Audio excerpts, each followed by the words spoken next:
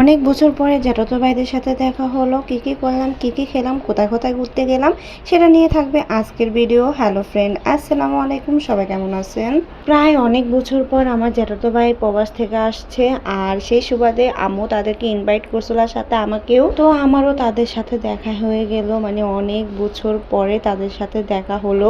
তো আম্মু এখানে তাদের জন্য কি কি রান্না করেছে সেটাই আমি তোমাদের সাথে শেয়ার করছিলাম। এখানে ছিল গরুর মাংস, মুরগির মাংস, ডিম, মাছ ভাজি, আর ছিল পোলাও। তো মুরগির মাংসটা স্কিপ হয়ে গেছে, সেটা আমি দেখাইতে পারি নাই।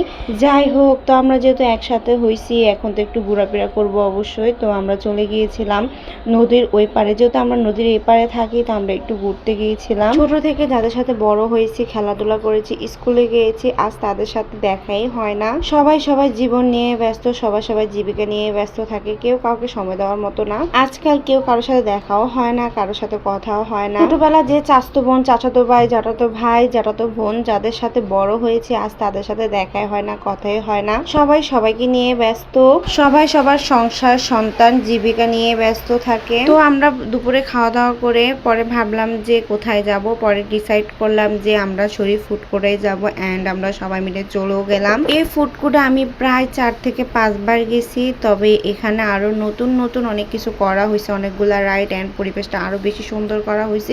এগুলো আর দেখা হয়নি আমার, যেহেতু ফ্যামিলি সুদ্ধা গেছি, এন্ড অনেক বেশি মজা করতেছিলাম আমরা। এখানে আমরা এমন একটা রাইডে উঠছি যেখান থেকে পুরো একদম ফুড কোর্টটা দেখা যাচ্ছে। দেখো কত সুন্দর লাগতেছিল। যাই হোক, আমরা অনেক বেশি এনজয় করতেছিলাম সবাই মিলে, যেহেতু বাচ্চারাও ছিল। ছোটবেলার দিনটাই ভীষণ সুন্দর ছিল। আমার ফ্যামিলিতে অনেক বেশি মানুষ ছিল, অনেক ফ্যামিলি মেম্বার ছিল, মানে আমার ফুফুরা, চাচারা, জ্যাঠারা, অনেক অনেক মানুষ ছিল।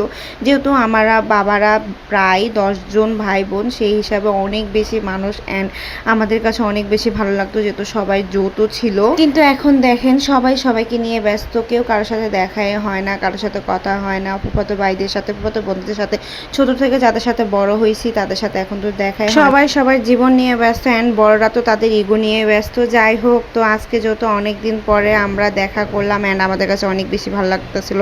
এখানে দেখো, ওই যে বললাম না যে নতুন নতুন অনেক রাইড বানানো হয়েছে। এই যে এটা হলো রোলার কোস্টার, মানে এটা আমি প্রথমবারই দেখছিলাম, আর আমার কাছে অনেক বেশি ভালো লাগতেছিল। যাই হোক, এই ফুড কোর্টে আগে অনেকবার যাওয়া হলে এগুলো আর দেখা হয়নি, নতুন করে মনে হয় এগুলো বসা হয়েছে, যেহেতু আমি অনেক আগে গিয়েছিলাম। যাই হোক, এদিকে দেখো আমার বাচ্চারা কত দুষ্টামি করতেছিল, মানে অনেক বেশি এনজয় করতেছিল ওরা।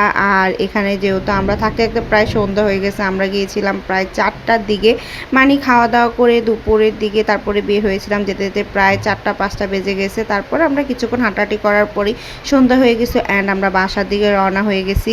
যেহেতু আমরা নদীর এই পাশে থাকি, আস্তে আস্তে অনেক রাত হয়ে যাবে, সেজন্য আমরা বাসা থেকে রওনা হয়ে গেছি। অ্যান্ড আমরা অনেক খাওয়া দাওয়া করেছিলাম, সেটা আর দেখা হয় নাই।